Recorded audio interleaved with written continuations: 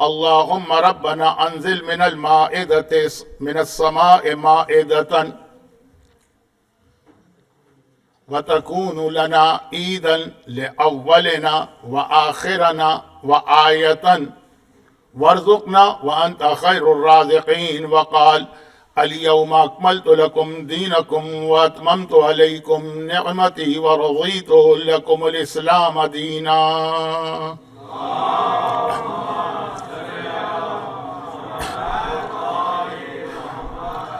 الحمد لله الذي جعلنا من المتمسكين بولاية علي بن أبي طالب، والحمد لله الذي أكمل دينه وأتم نعمته بولاية علي بن أبي طالب. جس طرح عاشور کے دن ہمیں یہ پیغام دیا گیا ہے کہ جب ایک دوسرے سے ملو تو سلام کے بعد وہ دو جملے کہو جو آج عید کی مناسبت کی وجہ سے میں دہرانا نہیں چاہتا. اعظم اللہ اجورنا والا وجعلنا بصالح ما ولی الامام. اسی طرح سے غدیر کے حوالے سے صاحبان ایمان کو ایک ریکمنڈ یہ کیا گیا کہ جب ایک دوسرے سے ملیں تو اللہ کی تعریف حمد و ثنا کریں ان دو نعمتوں پر.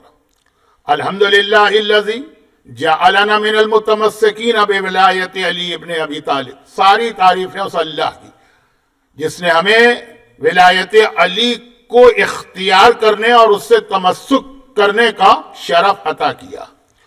اور دوسری تعریف الحمدللہ الذی اکمل دینہ واتمم نعمتہ. اور ساری تعریفیں اس اللہ کی جس نے اپنے دین کو کامل کیا ہے اور اپنی نعمتوں کو تمام کیا ہے بے ولایت علی ابن ابی طالب. آج غدیر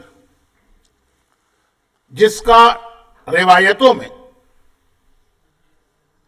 تذکرہ اس حوالے سے ہے کہ عید اللہ الاکبر، یہ اللہ کی سب سے بڑی عید ہے. آج غدیر جس کے حوالے سے جو تاریخ ہمارے پاس آتی ہے وہ یہ ہے کہ یہ وہ دن ہے کہ جس دن حضرت آدم کی توبہ قبول ہوئی ہے اور اس کے شکرانے میں انہوں نے عید کا روزہ رکھا. باقی عیدوں میں روزہ رکھنا حرام ہے. حضرت آدم 18 ذی الحجہ آدم کی توبہ قبول ہو کر شکرانے کے روزے کا دن ہے.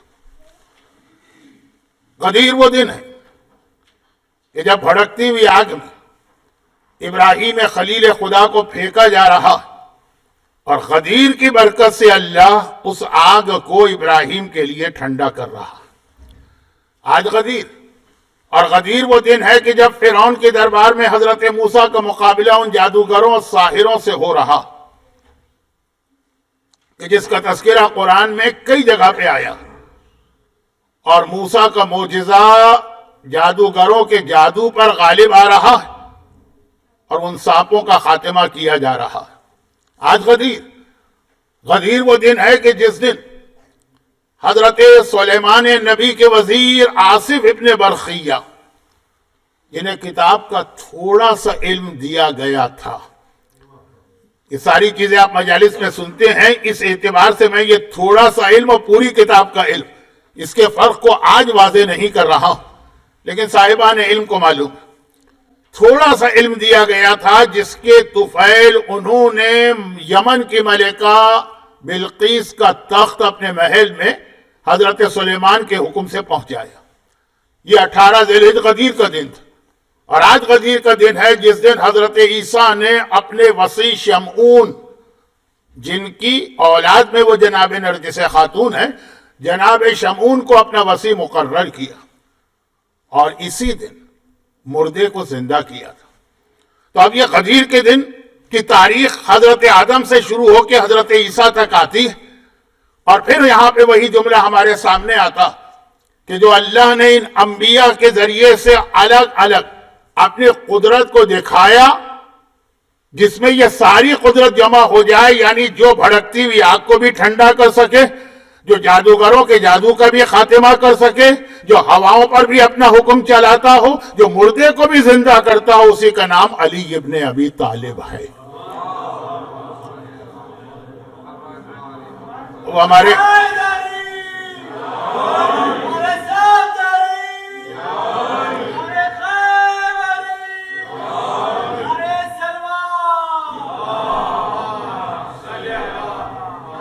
ولایت۔ ہماری آج کی تقریر کا جو ٹاپک اناؤنس کیا گیا اس کے حوالے سے ایک بات کہے کہ ابھی بات کو آگے بڑھانا ہے۔ ولایت مولا علی کا مطلب کیا؟ اصل موضوع تو یہ، اس پہ ہم پہنچیں گے۔ اس کے بعد اس کے نیچے ایک دوسرا سب ٹائٹل ہے این امپورٹنٹ فتویٰ آغاز سیستانی۔ یہ لاسٹ اسپیچ کے لیے بھی وعدہ تھا، پورا نہیں ہو سکا، آج بھی مجھے اب مشکل لگ رہا کیونکہ آلریڈی ہم لوگ آدھا گھنٹہ لیٹ ہیں۔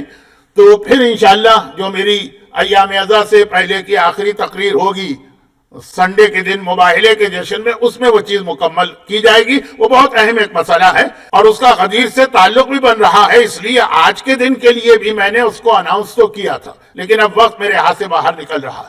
تو غدیر، عید اللہ الاکبر، اللہ کی سب سے بڑی عید، جس دن مختلف انبیاء کی چھوٹی چھوٹی ولایتیں ہمارے سامنے آئیں، اور یہ ساری ولایتیں جب جمع ہوتی ہیں تو غدیر خم میں علی کی ولایت ہمارے سامنے آتی ہے۔ لیکن اس سے پہلے کہ میں بات کو آگے بڑھوں، ایک کامن سینس کا سوال ہے، لاجک، جس کے پاس ذرا سی بھی عقل ہے، اور یہ سوال ایک یہودی نے کیا، اور یہ سوال حضرت عمر کے دربار میں ان کے سامنے کیا گیا، اور یہ ایک ایسا سوال ہے جس کا جواب دینے سے خلیفہ وقت قاصر ہو گئے، وہ جواب نہیں دے پایا۔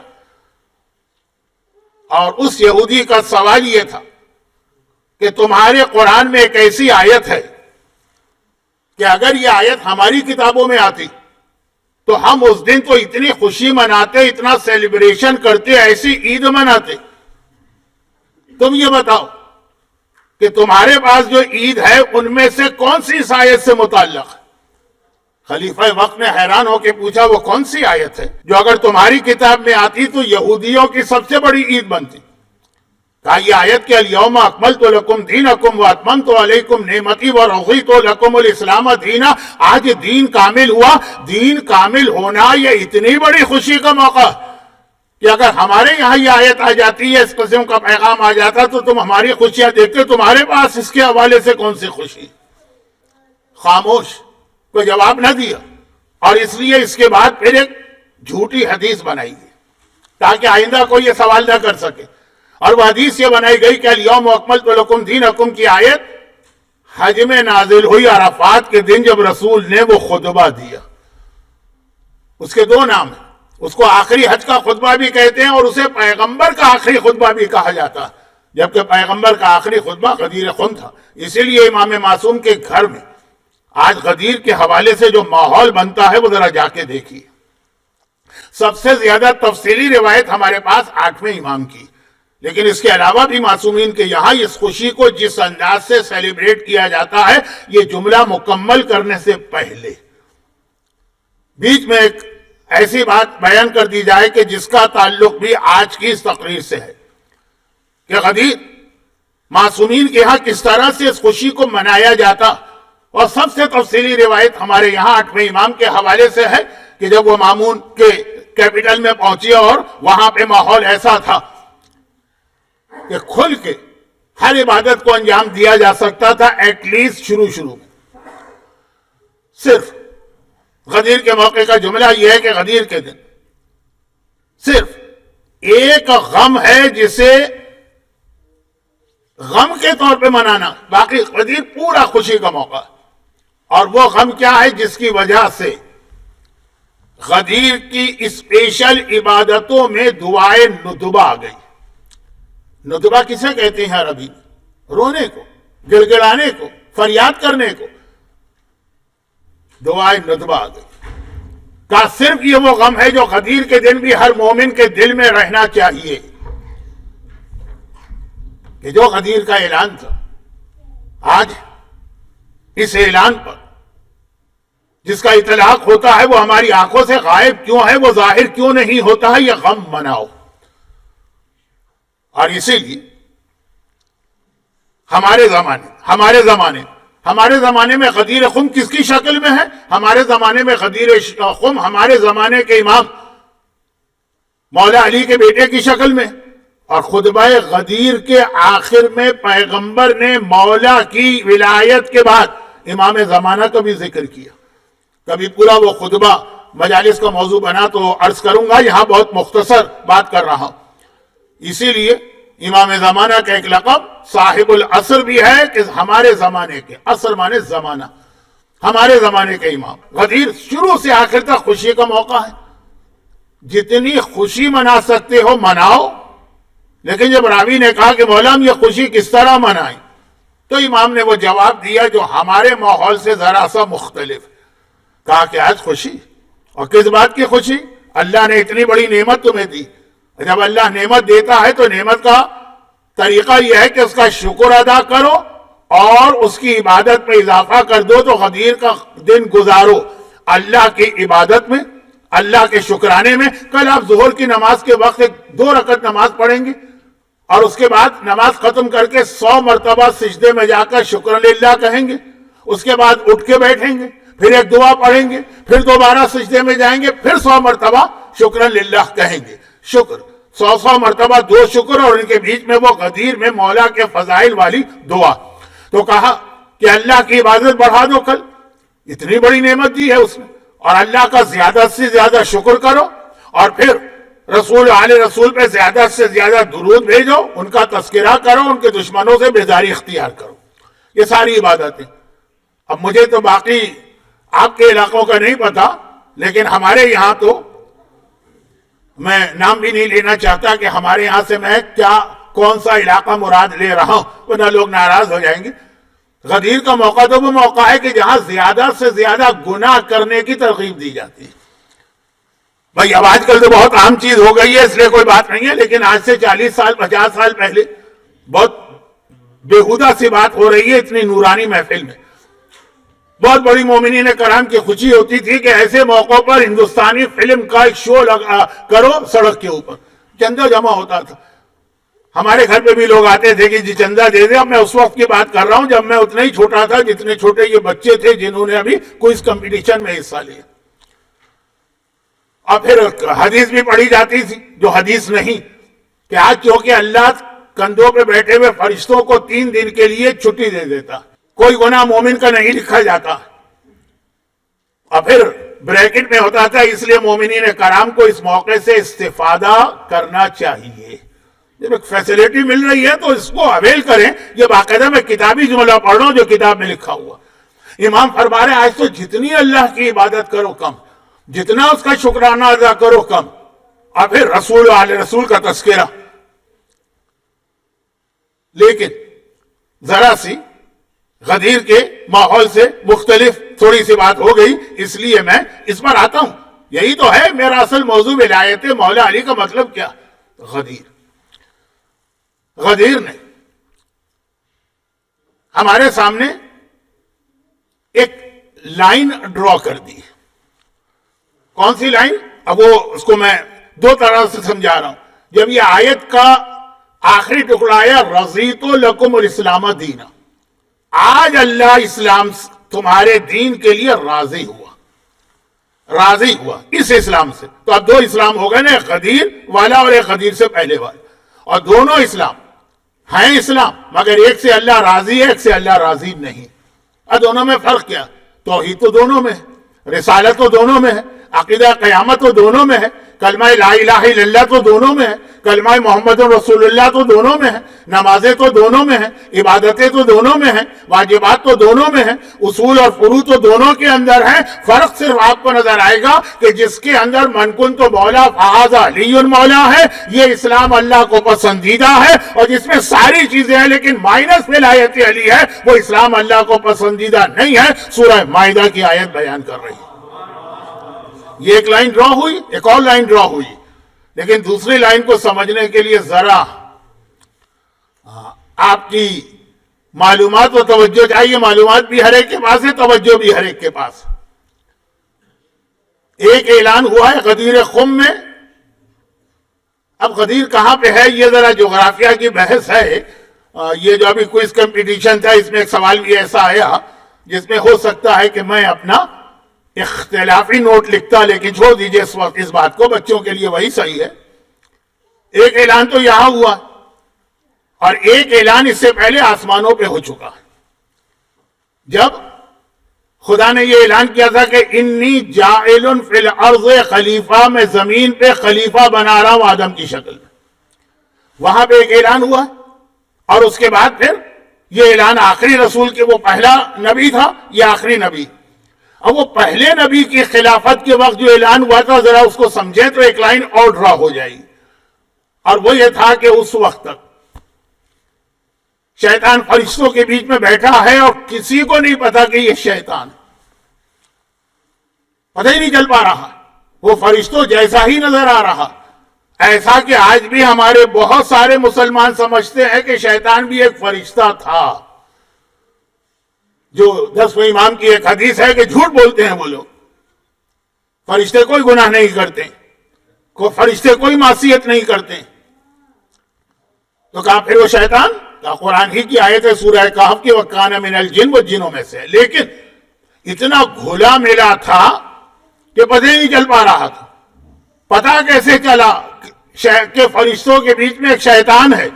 جب اعلان خلافت ہوا تو پتہ چل گیا کہ جہاں کہیں اعلان خلافت ہوتا ہے وہاں پر مومن اور منافق کا فرق سامنے آتا ہے. اس سے پہلے منافق چھپا ہوا ہوتا ہے. منافق اس دن سامنے آتا ہے کہ جس دن غدیر کا اعلان ہوتا ہے، اور جب وہ سامنے آتا تو کیا ہوتا؟ خدا نے کہا کہ اسے ایک نہیں ہم 2 سزائیں دیتے ہیں. مجھے قرآن میں فَقَوْا، نکل جاؤ یہاں سے، فَخْرُجْ إِنَّكَ رَجِيمٌ، نکل جاؤ یہاں سے، اور تمہارے گلے میں قیامت تک کے لیے لعنت ہے. تو معلوم یہ ہوا کہ جب کبھی غدیری اعلان ہوتا ہے تو انکار کرنے والے کو 2 سزائیں ملتی ہیں. ایک تو پیغمبر اپنے پاس سے اٹھا دیتے ہیں، دوسرے قیامت تک اس کے گلے میں لعنت کا توق لٹکا دیتے ہیں. اور یہ 2 سزائیں منکر خدا کو کہیں نہیں نظر آئیں گی قرآن میں، منکر رسول کو نظر نہیں آئیں گی. یہ نظر آئیں گی جو منکر خلافت و منکر ولایت و منکر علی ابن ابی طالب ہوگا. یہ غدیر کے میدان سے یہ چیز ہمارے سامنے آئی. لیکن سوال یہ ہے کہ ولایت علی کیا، یہ اس پر مجھے تھوڑی دیر کے بعد آنا تھا، لیکن اب کیونکہ میں دیکھ رہا ہوں وقت نکل رہا ہے تو اس لیے 2 باتیں اس حوالے سے یہاں کر دوں تاکہ میرا جو ٹاپک جو اصل مقصد ہے وہ آپ تک پہنچ جائے. ولایت، جب اعلان ولایت ہوگا مومن الگ ہو جائے گا، منافق الگ ہوگا. اس سے پہلے شیطان بھی چھپا ہوا ہوگا، پہچان نہیں پائیں گے کہ ان میں شیطان کون. جب یہ اعلان ہوگا ایک لائن ڈرا ہو جائے گی. لیکن وہ ولایت کیا ہے؟ ولایت کو سمجھیں. ولایت کی 2 قسمیں. پہلی قسم کی ولایت تو ہمیشہ سے تھی، اس میں تو اعلان کی بھی ضرورت نہیں. اور دوسری ولایت جو ہمارے اور آپ کے سامنے، پہلی ولایت سورہ رعد کی آیت ہے، لو ان قرآنا سیرت بہ الجبال وقطعت بہ الارض وکلم بہ الموتى، کہ قرآن تو وہ ہے کہ جس کے پاس قرآن آ جائے پہاڑ چلا سکتا ہے. سیرت بہی اس قرآن کے ذریعے سے وہ پہاڑوں کو چلا سکتا. اور قطعت بہی کا مطلب اس کے ذریعے وہ زمین کے ٹکڑے کر سکتا. کلم بہ الموتى، اس کے ذریعے وہ مردوں سے باتیں کر سکتا، مردے کو زندہ کر سکتا. اب یہ قرآن پورے عالم اسلام کے پاس ہے. کوئی دکھا دیجئے ایسا مسلمان مجھے کہ پہاڑ تو بہت دور کی چیز ہے، وہ یہ قرآن پڑھ کے ایک کنکر یا پتھر کو بھی اپنی جگہ سے ہلا سکے. اور قرآن کہہ رہا ہے کہ نہیں، وَلَوْ أَنَّ قُرْآنًا، جن کے پاس یہ قرآن موجود ہے وہ پہاڑ بھی اس کے ذریعے سے چلا سکتے ہیں، زمین کو بھی اس کے ذریعے سے ٹکڑے ٹکڑے کر سکتے ہیں، اور مردے کو بھی زندہ کر سکتے ہیں. یا قرآن غلط کہہ رہا، یا یہ کہ ہم اور آپ جو سمجھ رہے کہ قرآن ہمارے پاس ہے ہم غلط. اب ہمارے پاس بزرگ علماء اس کی ایک مثال دیتے تھے، مثال کے ذریعے سمجھیے. خطیب اکبر مرحوم مولانا مرزا اطہر صاحب کا انداز خطابت، کیونکہ یہ غدیری ممبر ہے تو جن لوگوں نے اس کی خدمت کی ہے ذرا ان کا تذکرہ، ان کا انداز خطابت، قرآن کی آیتیں حدیثیں ہوتی تھی لیکن زیادہ وہ بہت ہی سمپل ایگزامپل دیتے تھے۔ اس سے پہلے یہ انداز جو میرے ایک بہت پرانے استاد تھے خطیب آل محمد مولانا اظہر حسن زیدی، جو انڈیا یعنی ہندوستان کے مومنین اتنا واقف نہیں، لیکن یہ انداز ان کا تھا، بہت چھوٹی چھوٹی عام سی مثالوں سے بڑے بڑے مسائل کو حل کرنا۔ لیکن اس سے بھی پہلے یہ انداز خطیب اعظم مولانا سید محمد دہلوی صاحب کا تھا۔ اب وہ چونکہ پری پارٹیشن کی بات ہو رہی ہے تو اتنا لوگ واقف نہیں ہے، لیکن آج بھی کسی پرانے آدمی سے پوچھے تو بمبئی کا قیصر باغ گواہ ہے۔ مولانا سید محمد دہلوی صاحب جو توتی بولتا تھا ان کا، علامہ رشید ترابی سے پہلے کی بات کر رہا ہوں، ان کا اصل انداز ان کا تھا چھوٹی چھوٹی مثالیں۔ تو ایک مجلس میں وہ یہ مثال دے رہے تھے کہ قرآن کی آیت بھی صحیح کہ پہاڑ بھی چلا سکتے ہو، زمین کے بھی ٹکڑے کر سکتے ہو، مردے کو بھی زندہ کر سکتے ہو، لیکن اب یہ جملہ ان کا نہیں ہو میرا، اس کے لیے شرط ہے کہ تمہارے پاس ولایت ہونی چاہیے۔ اور مثال دے رہے کہ میں گیا اپنے ایک دوست سے ملنے کے لیے، اس کا نوکر دروازے پہ کھڑا تھا، میں نے اس سے کہا کہ میرا یہ فلاں کام، یہ خط سامنے ڈال دو، وہ پوسٹ آفس ہے وہاں جا کے اس نے سنی انسنی کر دی۔ میں نے کہا جو فلاں چیز مجھے اٹھا کے دے دو، سنی انسنی کر دی۔ پھر میں نے کہا اچھا یہ کام کر دو، وہ نظر انداز کر دیا، کھڑا ہوا اسی طرح سینہ تانے ہوئے ڈھڑائی کے ساتھ۔ پھر میرا دوست نکل کے آ گیا گھر سے، جیسے ہی وہ باہر آیا اس نے نوکر کو دیکھا اور اس سے کہا کہ یہ فلاں کام کر دو۔ وہ نوکر دوڑ کے گیا اور کام کر کے آتا، دوسرا کام بتایا، دوڑ کے گیا اور وہ آتا، تیسرا کام کے دوڑ کے گیا اور آیا۔ میں نے حیران ہو کر پوچھا کہ آخر یہ وہی آدمی ہے، یہ وہی نوکر ہے، میں اتنی باتیں کہتا رہا، یہ سن کے نظر انداز کرتا رہا، اور تم زبان سے کیا کہہ رہے ہو، خالی اشارہ کر دیتے ہو کہ یہ کام کرو، وہ دوڑ کے چلے جاتا۔ تو اس نے جواب دیا کہ بہرحال وہ میرا نوکر ہے، میں اس کا آقا ہوں، وہ میرا غلام ہے، وہ میرا خادم ہے، میرے اشارے پہ حرکت کرے گا، تمہاری بات کیوں مانے گا؟ تو یہاں بھی مسئلہ وہی ہے کہ قرآن کے یہ ساری طاقتیں اور معجزے ہیں، لیکن شرط یہ ہے کہ قرآن جن کا خدمت گزار ہو، قرآن جن کا غلام ہو، قرآن ان کے اشارے پہ چلتا ہے، ہم اور آپ کچھ بھی کہتے رہے کچھ نہ ہوگا، اور جن کے جو واقعان آقا ہیں، آقا کو عربی میں کہتے ہیں مولا، جو واقعان مولا ہیں انہیں زبان سے کہنے کی ضرورت بھی نہیں، سنگریزے اٹھائیں گے، ان کے ہاتھ پہ تسبیح پڑھنے لگیں گے، بکری کو اشارہ کریں گے وہ ان کی ولایت کی گواہی دے گی، چاند کو اشارہ کریں گے چاند کے دو ٹکڑے ہو جائیں گے، سورج کو خالی اشارہ کریں گے ڈوبا ہوا سورج نکل کے واپس آ جائے گا۔ اصلی ولایت یہ ہوتی ہے، اور جو اس ولایت کو سمجھ جاتا پھر اس کی کیفیت وہ ہوتی ہے جس کے بعد میں اپنے اصل انداز پہ آنے والا ہوں۔ مدینۃ المعاجز، ملا ہاشم بحرینی کی شورۂ آفاق کتاب۔ مدینہ عربی میں کہتے ہیں سٹی کو، معاجز پلورل ہے معجزے کا، مدینۃ المعاجز یعنی معجزوں کا شہر، جس میں 12 اماموں کے بہت سارے معجزے جمع کی ہیں، جن میں سے ایک یہ معجزہ بھی لکھا۔ اب اس سے میں اپنے اصل موضوع پہ آ رہا ہوں، جو میرا اپنا انداز ہے، جس کو لوگ آج غدیر کے دن تو پسند نہیں کرتے ہیں، لیکن بہرحال غدیر کا اعلان اس کے بغیر مکمل نہیں ہوگا، اس لیے میں اس کے پر آخر میں آتا ہوں۔ بس یہ ایک چھوٹا سا لیکن ایمانی واقعہ، ولایتی واقعہ، روحانی واقعہ۔ مولا سلمان فارسی کے ساتھ شہر مدینہ کے باہر جا رہے ہیں، چل رہے ہیں کہ چلتے چلتے سلمان کی نگاہ پڑی، شہر کے باہر یہ جو چونٹیاں ہوتی ہیں ان کے بل تھے، بہت سارے بل تھے، کئی بل تھے، اور اس سے چونٹیاں نکل کے باہر آ رہی۔ سلمان نے دیکھا، ایک مرتبہ کہا کہ یا امیر المومنین، یہ اس طرح سے چونٹیاں بلوں سے نکل کے باہر آ رہی، کاش میں ان کی زبان کو سمجھتا تو سن لیتا کہ وہ آخر ایک دوسرے سے کیا کہہ رہی ہوں گی۔ چونٹیوں کا کمیونیکیشن تو آج دنیا نے پہچان لیا، یہ تو بات ہو رہی ہے 1400 سال پہلے کی۔ مولا نے مسکرا کے کہا کہ سلمان یہ کون سی بڑی بات؟ ایک بار اشارہ کیا اور سلمان، قرآن نے کہا وَعَلَّمْنَاهُ مَنطِقَ الطَّيْرِ، ہم نے سلیمان نبی کو پرندوں کی بولی سکھائی. اور یہاں اس وقت سلمان فارسی نے مولا سے خواہش بھی ظاہر نہیں کی کہ کاش میرے پاس یہ علم ہوتا. اور مولا نے اشارہ کیا اور سلمان نے سنا کہ وہ چونٹیوں کا ایک سردار ہوتا ہے. وہ ان سے کہہ رہا چونٹیوں سے کہ جلدی جلدی اپنے بلوں سے باہر نکل کے آ جاؤ، اس وقت ہمارے پاس سے وہ گزر رہا جس کے چہرے کو دیکھنا عبادت ہے.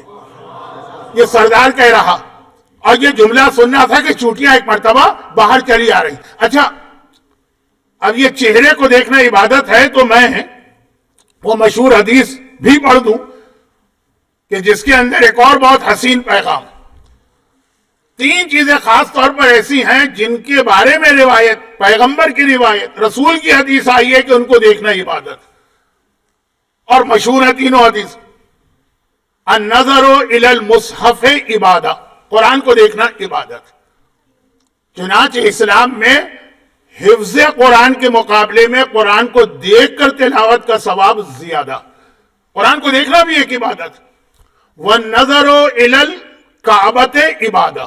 ہمارے بہت سارے ساتھی اس وقت یہ عبادت کر رہے ہیں اور کچھ کر کے واپس آ رہے ہیں. کعبے کو دیکھنا عبادت. وَالنَّظَرُ إِلَىٰ وَجْهِ عَلِيٍّ عبادہ، علی کے چہرے کو دیکھنا عبادت. اور روایت میں اس کی ایک وجہ یہ بھی آ رہی کہ یہ 3 چیزیں وہ ہیں جن پر خدا کا نور نازل ہوتا رہتا ہے اور مسلسل نازل ہوتا ہے. قرآن پر خدا کا نور نازل ہوتا ہے، اسے کتاب اللہ بنا دیتا ہے. کعبے پہ خدا کا نور نازل ہوتا ہے، اسے بیت اللہ بنا دیتا ہے. علی کے چہرے پہ خدا کا نور نازل ہوتا ہے، اسے وجہ اللہ بنا دیتا ہے.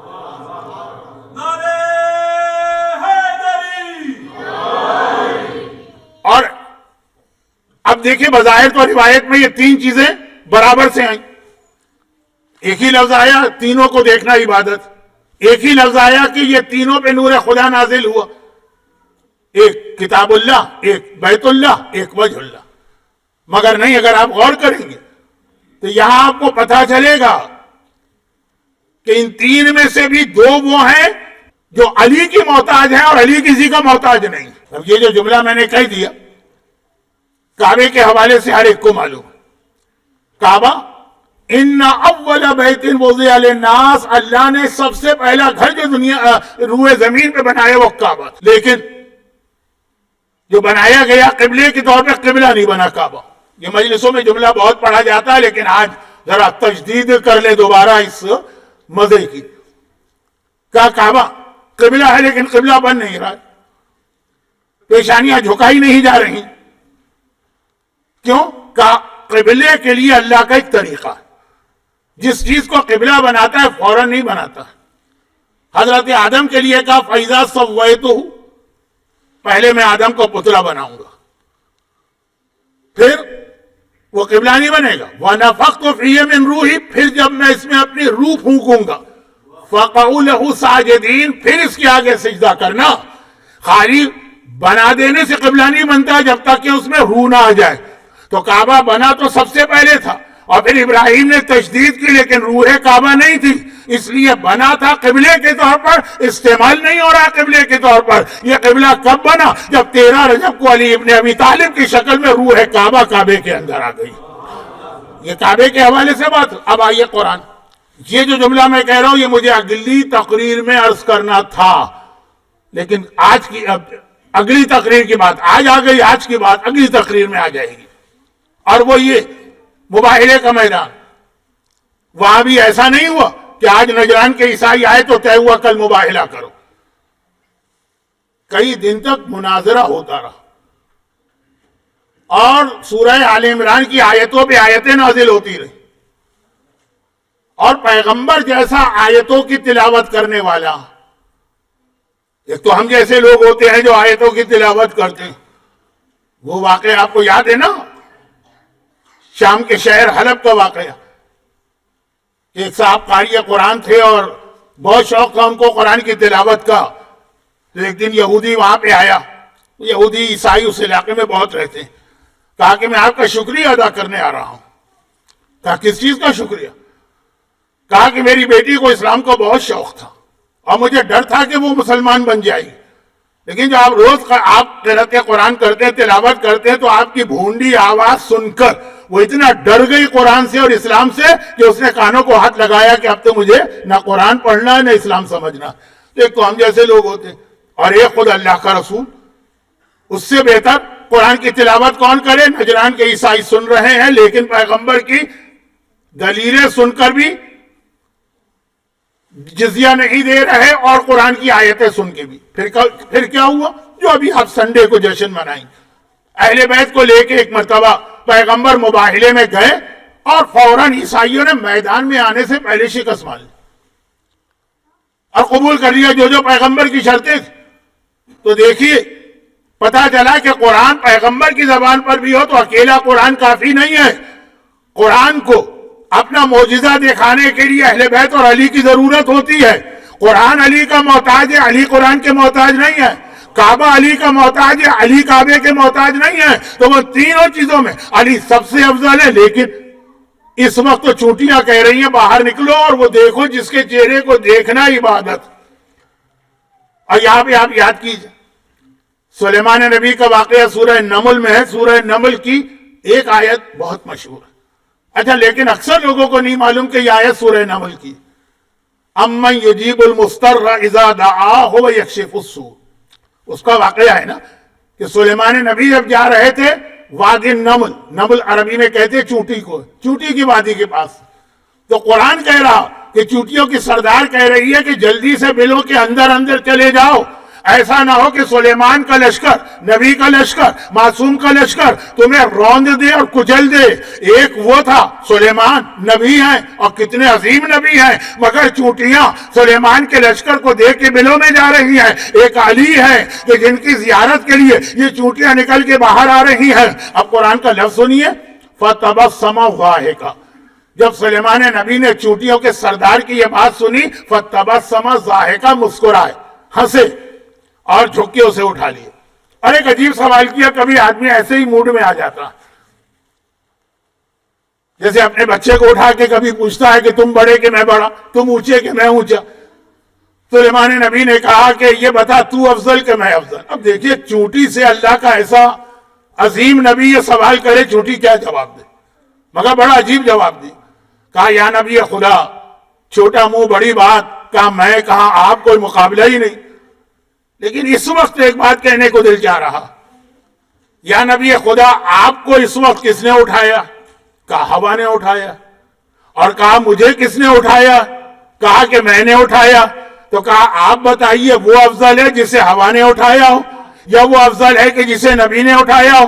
پتا چل گیا جسے نبی اٹھاتا ہے اگر چونٹی بھی ہو تو اتنی افضل ہو جاتی ہے، تو جو خانہ کعبہ میں دوش رسول پہ کھڑا ہو جائے اس کی فضیلت کا کیا کہنا.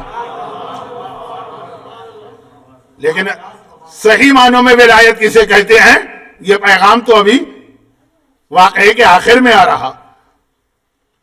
سلمان نبی چوٹیوں کا واقعہ قرآن میں آیا. سلمان فارسی نے اس کی تکرار کا مطالبہ مولا خائی ظاہر کی.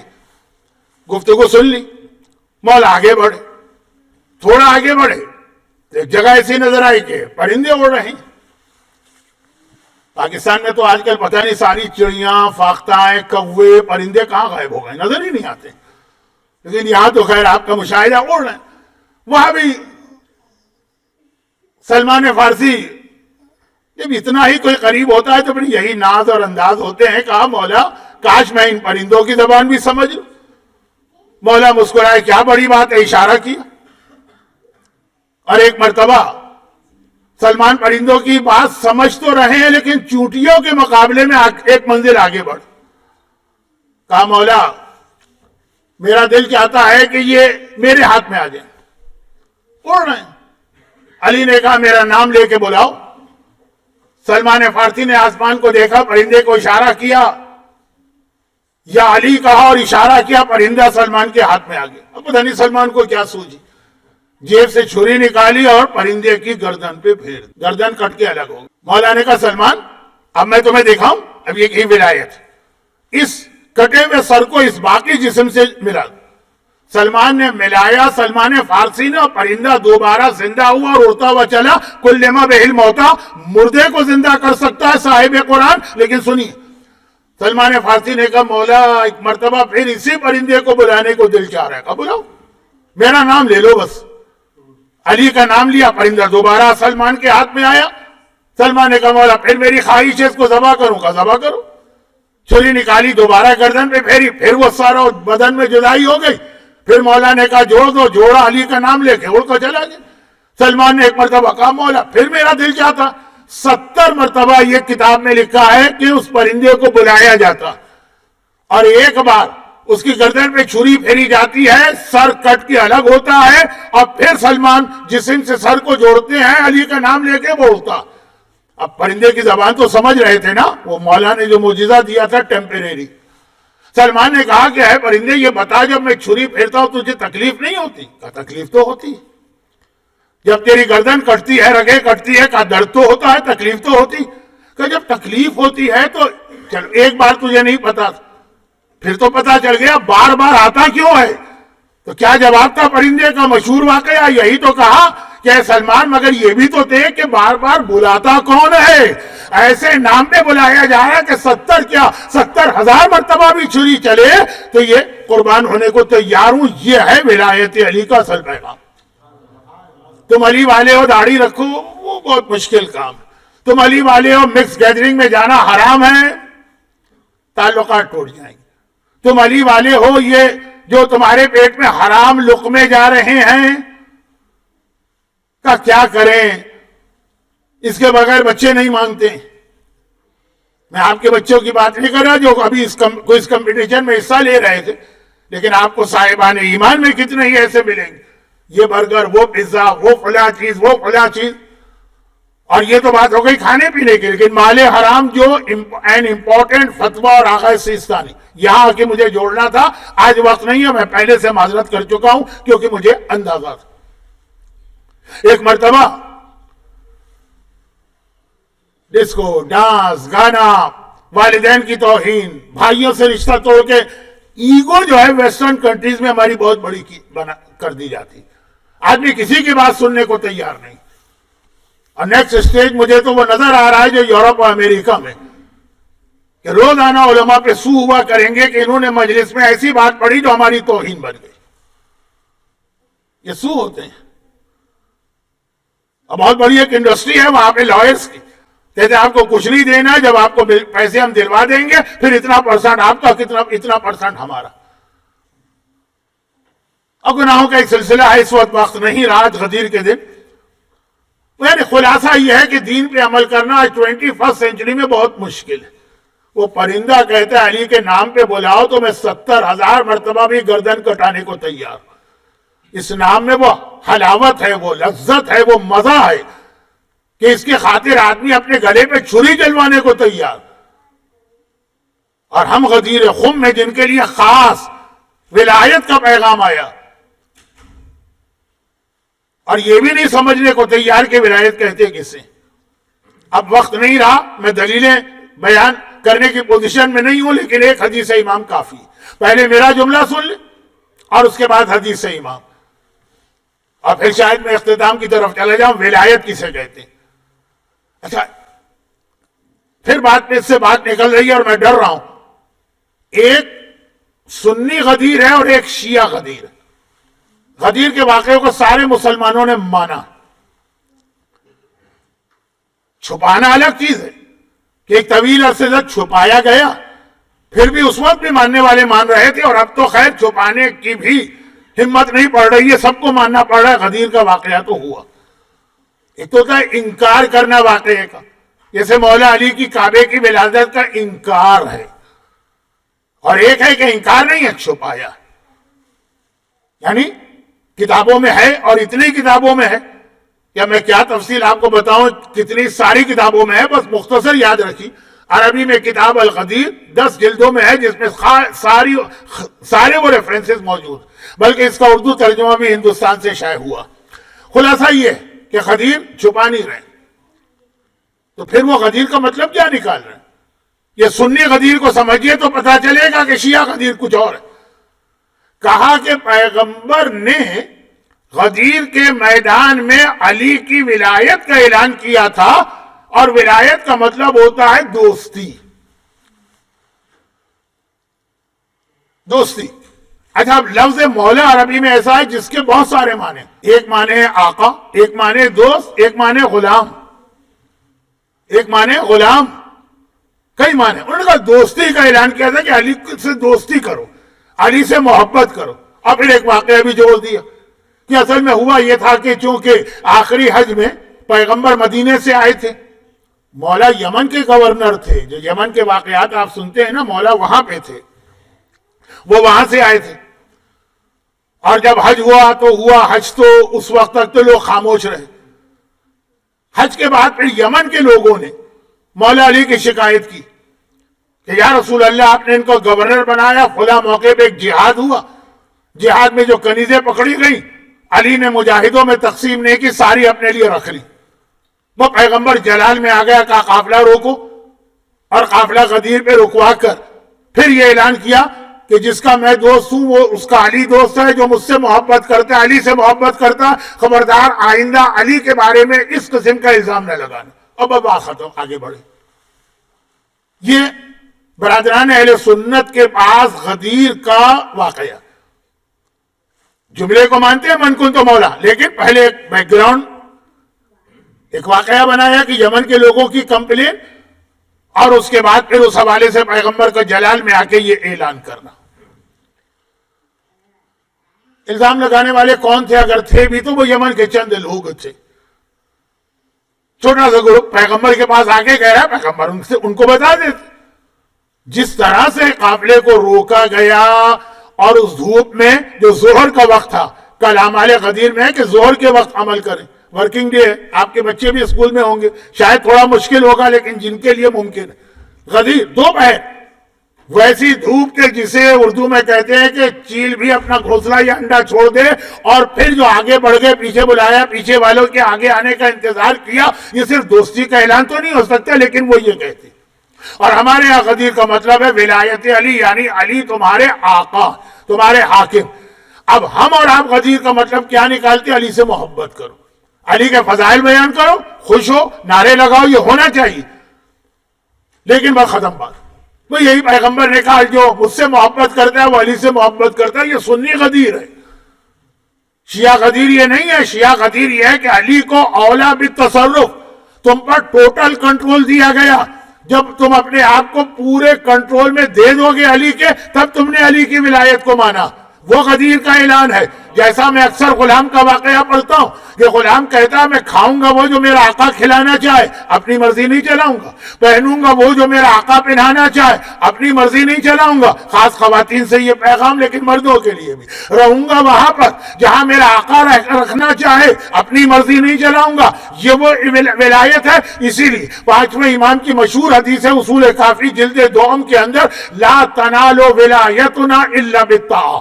ہماری ولایتنا، ہماری ولایت اس کو ملے گی جو اللہ کی اطاعت کرتا ہے. کہ ولایت کا مطلب ہی یہ ہے کہ علی کا حکم مانو. اور علی کون سا حکم دیتے ہیں؟ جو اللہ کا حکم ہے. علی اللہ کا حکم پہنچاتے ہیں. جس کے گھر میں اللہ کا حکم ہے وہ تو غدیر پہ عمل کر رہا ہے، شیعہ غدیر پہ. اور جس کے گھر میں اللہ کا حکم تو نہیں ہے، علی کا تذکرہ ہے، محبت ہے. کیا برادران اہل سنت کے پاس علی کا ذکر نہیں؟ ارے علی تو وہ شخصیت ہے کہ خوارج کو چھوڑ کے دنیا میں کون ہے کہ جس نے علی کا ذکر نہیں کیا اور علی کے فضائل نہیں پڑھے؟ آپ مسلمانوں کی بات کر رہے ہیں، میں ہندوؤں کو جانتا ہوں جو علی سے محبت بھی کرتے ہیں، علی کے فضائل بھی بیان کرتے ہیں. میں نے خود اپنی آنکھوں سے دیکھا. ہمارے ہاں سینٹ البنس میں جہاں میں رہتا ہوں، وہ لورد کے آگے ایک بڑا سا میدان ہے نا، وہاں پہ سکھوں کا کشتی کا مقابلہ ہو رہا ہے. اور اس کے اندر وہ میدان میں اکھاڑے میں اترے ایلی ایلی کہہ رہے ہیں. اور کیا پتا چلا یہ لفظ علی ہے جو ان کی سکھوں کی زبان پر جو کشتی لڑ رہے ہیں وہ ایلی ایلی کہہ رہے ہیں. گرو نانک کے بارے میں تو کہا بھی جاتا ہے. عیسائیوں نے کیا علی کی سیرت پر عظیم ترین کتاب نہیں لکھی، صوت العدالت الانسانیہ؟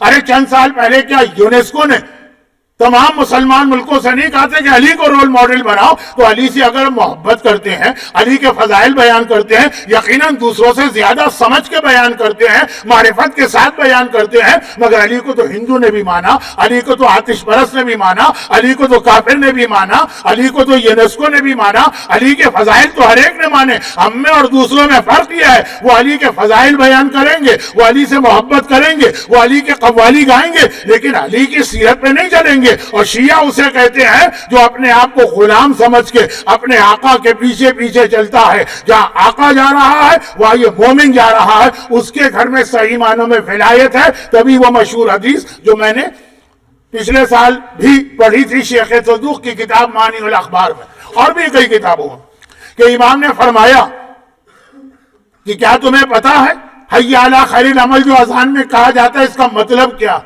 ایک تو اس کی تاریخ ہے، اس کی تاریخ یہ ہے کہ یہ حی علی خیر العمل شروع میں اذان میں نہیں تھا، غدیر خم کے قافلے کو جب روکا گیا تو حی علی خیر العمل کے ذریعے روکا گیا۔ راوی نے کہا کہ مولا یقیناً مجھے مطلب پتا ہے، عربی زبان جانتا، نیک عمل کی طرف کہا اس سے کیا مراد ہے؟ اس سے مراد ہماری ولایت ہے۔ اذان میں جب حی علی خیر العمل آتا ہے وہ ہماری ولایت ہے۔ ہر اذان میں کہا جاتا ہے حی علی خیر العمل، یعنی حی علی ولایت علی، ولایت علی کی جانب آؤ، ولایت علی کی جانب آؤ۔ حی علی الصلاۃ شروع میں کہہ دیا، پھر آخر میں تھا علی کی ولایت کی جانب آؤ۔ یہ اعلان کرنے کے بعد پھر ہم سے کون سا عمل مانگا جاتا ہے؟ اذان ختم ہوتے ہی ہم کیا عمل کرتے ہیں؟ اذان ختم ہوتے ہی ہم نماز پڑھتے ہیں۔ نماز اطاعت خدا کی کمپلیٹ ٹریننگ ہے، نماز اطاعت خدا کا مکمل طریقہ ہے۔ تو ولایت علی کا مطلب یہ ہے کہ تمہیں اللہ کی اطاعت پہ لگایا جائے۔ لا تنالوا ولایتنا الا بالطاعۃ، جب تک کہ اللہ کی اطاعت نہیں کرو گے ہماری ولایت تمہیں پہنچی ہی نہیں ہے۔ یہ 5ویں امام کی حدیث ہے، اصول کافی کے اندر ہے، صفات شیعہ چیپٹر کے اندر ہے، والیوم نمبر 2 ہے۔ تو اصل غدیر خم مکمل ہوتا ہے اس کے بعد، اور پھر جب اس انداز سے آپ غدیر خم، ہر غدیر خم کے موقع پر روایت میں کہ 18 ذی الحجہ کو اپنے ہاتھ پر ہاتھ مار کر دل میں خیال کرو، جو ہم دعائے عہد میں کرتے ہیں کہ میں غدیر کی بیعت علی کے ہاتھ پہ کر رہا ہوں، یعنی میں علی کی اطاعت میں اپنے آپ کو دے رہا ہوں۔ معصوم نے کہا جیسے تم یہ کہو گے پچھلے سال کے گناہ معاف ہو جائیں گے، آئندہ زندگی میں احتیاط کرنا۔ اور پھر صحیح معنوں میں اس وجہ سے کہ ہم علی کی ولایت میں داخل ہو کر اللہ کی اطاعت کر رہے ہیں، اللہ کا شکر کرو۔ اطاعت کر رہے ہو تو پھر عبادت بڑھا دو، اور علی کی وجہ سے تمہیں یہ فضیلتیں مل رہی ہیں تو ذکر محمد و آل محمد کرو اور عید مناؤ، اور اس سے بڑی عید مناؤ جو رمضان کے روزوں کے بعد مناتے ہو۔ رمضان کے روز علی کی ولایت کے سامنے کوئی حیثیت نہیں رکھتے، اس سے بڑی خوشی مناؤ جو حج کے موقع پہ کرتے ہو، اس لیے کہ حج کی کوئی اہمیت نہیں رہتی اگر علی کی ولایت نہ ہو۔ یہی تو حدیث ہے نا کہ اگر کوئی 70 حج کرے اور صفا اور مروہ کے درمیان صحیح کرتے ہوئے مارا جائے لیکن ولایت علی اس کے پاس نہیں ہے، اس کا ایک حج بھی قبول نہیں ہے، اس کا ایک عمل بھی قبول نہیں ہے، اس سے بڑی خوشی مناؤ جیسے 8ویں امام مناتے تھے۔ یہاں آپ ایک جملہ کہہ دوں، اور وہ یہ ہے کہ ہمارے ہاں کل کا روزہ، کل کا اہم ترین عمل ہے روزہ رکھنا۔ البتہ جس پہ قضا روزہ ہے وہ قضا کا روزہ رکھے، اسے دونوں کا ثواب ملے گا۔ ایک روایت میں ہے کہ جس نے غدیر کا روزہ رکھا اس نے 60 سال مسلسل روزوں کا ثواب ملا۔ نہیں، اصل حدیث تو اس کے بعد آتی، جس نے غدیر کا روزہ رکھا اسے اتنا ثواب ملا کہ جس دن دنیا بنی اگر کوئی اس دن سے روزہ رکھنا شروع کرے اور جس دن دنیا ختم ہو جائے گی اس دن تک روزہ رکھتا رہے، پوری جو دنیا کی عمر ہے قیامت تک، جتنا ثواب ان سارے روزوں کا ہوگا اتنا ثواب اکیلے غدیر کے دن کے روزے کا۔ اور روزہ کیا ہے؟ اللہ کا شکرانہ۔ یہ شکرانہ تو اب میں روزے کے فلسفے پہ نہیں جا رہا ہوں، یہ اہم ترین عمل، گرچہ اس کے بعد غسل کا بھی ہے لیکن غسل کی روایت اتنی معتبر نہیں ہے تو رجا کی نیت سے ہوگا۔ پھر ایک نماز ہے ظہر کے وقت، اس کے بعد دعائیں، اس کے بعد ایک عجیب عمل ہے جو روایت میں تو نہیں آیا۔ مرزا حسین نوری نے کہا کہ غدیر کے دن ایک دوسرے کو بھائی بناؤ۔ وہ مفاتی میں موجود ہے تو میں آپ کا وقت نہیں لیتا ہوں، مجھے 45 منٹ بات کرنا تھی، 1 گھنٹہ ہونے والا۔ ایک دوسرے کو بھائی بناؤ، لیکن اس کا جو جملہ ہے بڑا عجیب جملہ۔ غدیر کے دن ہے ایک دوسرے کو بھائی بنا رہے ہیں اور صیغہ پڑھ کر، جیسے شوہر بھی نکاح کے صیغے کے ذریعے سے ایک دوسرے کے لیے ازدواج میں جاتے ہیں، مواخات کا صیغہ. کیونکہ یہ بھی حدیث ہے کہ پیغمبر نے مدینے میں جب بھائی کو بھائی بنایا، ایک صحابی کو دوسرے کا، تو وہ بھی 18 ذی الحجہ تھی، غدیر کا دن. آدم سے سلسلہ شروع ہوا، خاتم تک پہنچا. اس میں ایک عجیب جملہ، وہ جو عربی لفظ ہے، میں اس وقت ٹائم بچانے کے لیے اس کو شارٹ کر رہا ہوں اور بات کو اختتام پہ لا رہا ہوں. جملہ یہ کہ اگر قیامت کے دن مجھے جنت میں داخلے کی اجازت ملی، غدیر کے دن مومن سے یہ کہلوایا جا رہا ہے، طے شدہ بات ہے کہ ہر مومن کو جنت میں جانا، لیکن جملہ ہوا ہے کہ اگر مجھے جنت میں جانے کی اجازت ملی، تاکہ مومن کے دماغ میں یہ خیال رہے کہ کئی ایسے صاحبان ایمان ہیں جو فوراً جنت میں نہیں جائیں گے، دیر سے جائیں گے. اگر مجھے جنت میں جانے کی اجازت ملی اور اللہ نے مجھے یہ حق دیا کہ میں کسی اور کو بھی اپنے ساتھ لے جاؤں، تو میں تجھے لے جاؤں گا. ہمارے یہاں کوئی جنت کے حوالے سے بات ہوتی ہے اگر مگر کی، کنفرم 100% کہ ادھر ہم مرے نہیں اور ادھر جنت میں پہنچے. جو مر گئے ان کے لیے ہمارا نیک گمان، لیکن اپنے حد تک یہ ذہن میں رکھیے کہ اس صیغہ مواخات میں بھی یہ جملہ ہے، اگر اللہ نے مجھے اجازت دی جنت میں جانے کی. خیر، تو یہ اعمال غدیر کے حوالے سے سب سے اہم روزہ ہے. اچھا، روزہ ہے غسل، دعا اور نماز، 3 چیزیں میں نے بتائیں، لیکن اس کے ساتھ روزہ افطار کرانے کا بہت ثواب. من افطرا مومنا، جو غدیر کے دن کسی مومن کو روزہ کھلوائے، روزہ توڑوائے نہیں. کئی بار کہہ چکا ہوں یہ غلط فہمی ہے کہ دن میں روزہ توڑواؤ، روزہ کھلوائے، تو اسے فیامو فیامو فیامو فیامو فیامو فیامو فیامو فیامو فیامو فیام ملے گا. 10 بار معصوم نے کہا فیام. یہ وہی 8ویں امام کی حدیث ہے جس کو ابھی کمپلیٹ کر کے ایک آخری جملہ کہہ کے آپ کی زحمتیں تمام. لوگوں نے پوچھا مولا فیام کیا؟ کہا کہ فیام کا مطلب ہے 1,00,000 انبیاء، شہداء اور صدیقین کو روزہ افطار کرانے کا ثواب. 10 بار کا یعنی 10 لاکھ. اچھا، اب 10 لاکھ تو نبی ہیں بھی نہیں، 1,24,000 ہے نا، تو 10 لاکھ انبیاء، شہداء اور صدیقین، وہ ثواب ملے گا کل روزہ افطار کرانے کا. ہمارے یہاں رمضان میں تو رواج ہے کہ لوگ گھروں میں افطاری بھجواتے ہیں. یہاں تو ورکنگ ڈے اور ویسٹرن لائف اسٹائل ممکن نہیں ہے کہ انسان ورکنگ ڈے میں اس طرح دعوت کرے، لیکن افطار بھجواتے ہیں. اب تو سنا ہے اور بھی آسانی ہو گئی، مجھے نہیں معلوم، سنا ہے کہ کوئی اوبر ایٹ وغیرہ ہوتی ہے تو آپ کو تو جانے کی ضرورت بھی نہیں ہے اگر حلال غذا بھجوا رہے. مومن کو افطار، کون مومن کا، غریب نہیں کا، پیٹ بھرا، جو اس سے بہتر افطار شاید خود اپنے پیسوں سے خرید سکتا، لیکن غدیر کا دن ہے ایک دوسرے کی محبتیں بڑھانے کا، جس میں افطار. اس کے بعد پھر یہ کہ رشتہ دار کانٹیکٹ کرو، اور غلطیاں ہیں تو غلطیاں ایک دوسرے کی معاف کرو. اب راوی کہتا ہے میں 8ویں امام کے گھر میں گیا، شام کا وقت ہے، دیکھا کہ کثیر تعداد میں شیعان حیدر کرار وہاں جمع، اور سب انتظار کر رہے ہیں. میں نے پوچھا کس چیز کا انتظار؟ کہا کہ آج ہم نے روزہ رکھا ہے کیونکہ امام کا خاص حکم تھا، اور اب یہ افطار کا انتظار ہو رہا. یہ نہیں تھا کہ امام نے کہا آ گئے مہمان تو ان کے سب کے روزے توڑواؤ، جو ہم تو یہی کرتے ہیں نا، پان کھلا دیا، چائے پلا دی، کافی پلا دی، اور کچھ نہ صحیح تو سگریٹ پلا دی. لیکن انتظار ہو رہا، افطار کا وقت آئے تو افطار. اور پھر امام کے گھر سے غلام وغیرہ نکلے بہترین لباس پہنے ہوئے.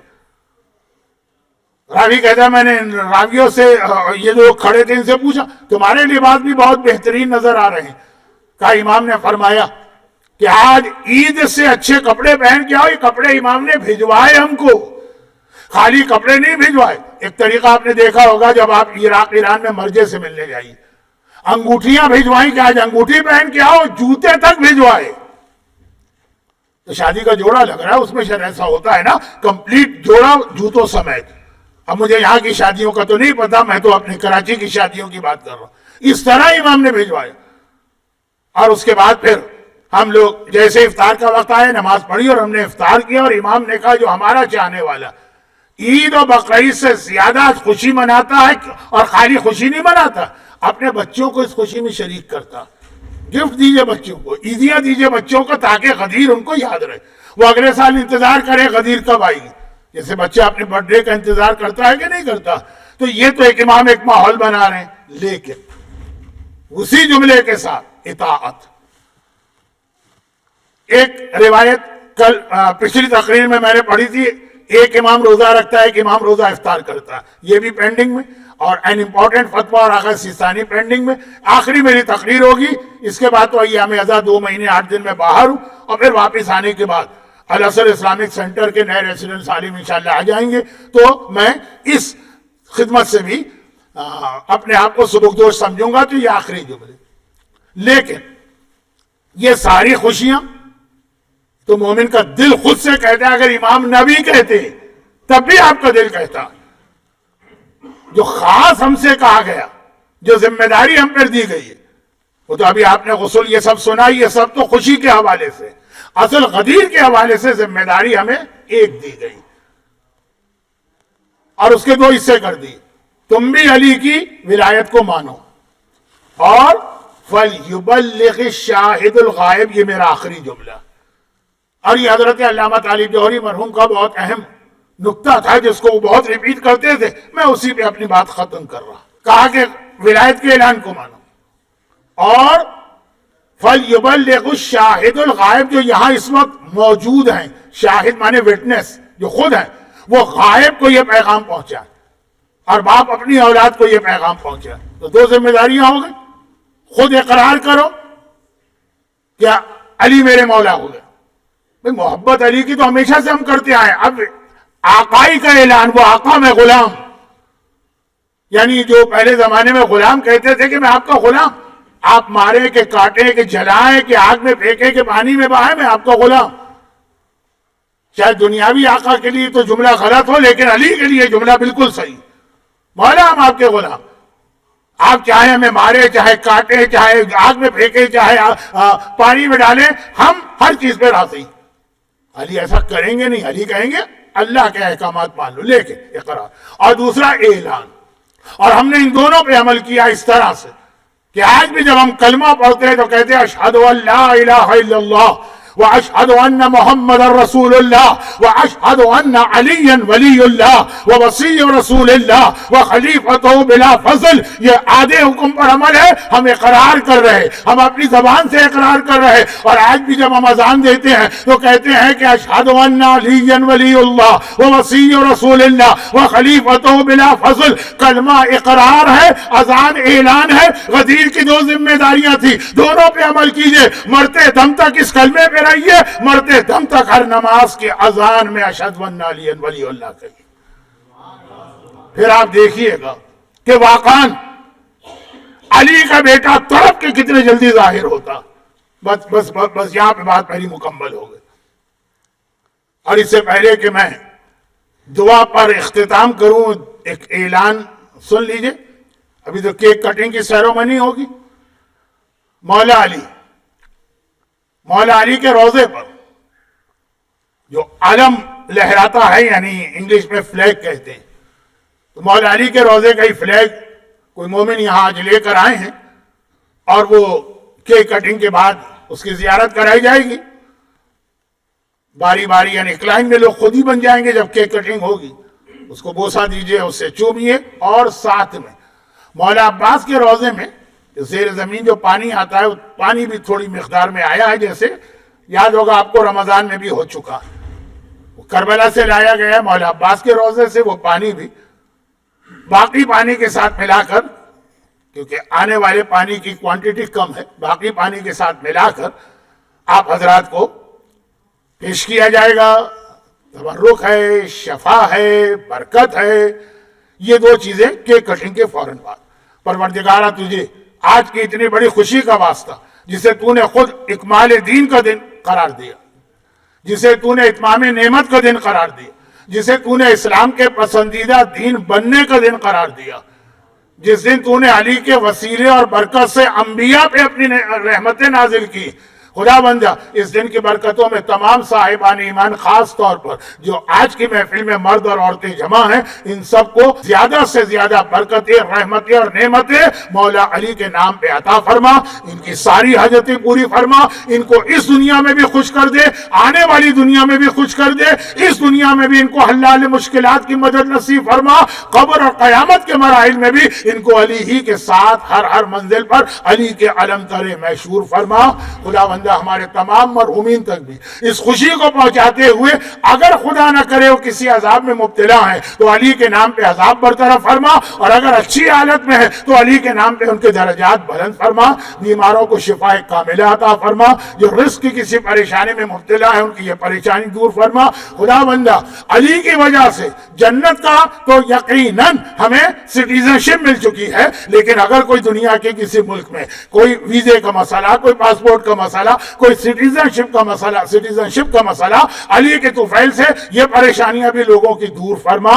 اور پروردگارہ خوشی بہت بڑی ہے لیکن ایک ہی غم تو ہے نا، جو تو نے خود بھی کہا، علی کا وارث، علی کا بیٹا، علی کی ولایت کو ہماری آنکھوں کے سامنے نافذ کرنے والا وہ پردہ غیبت میں ہے۔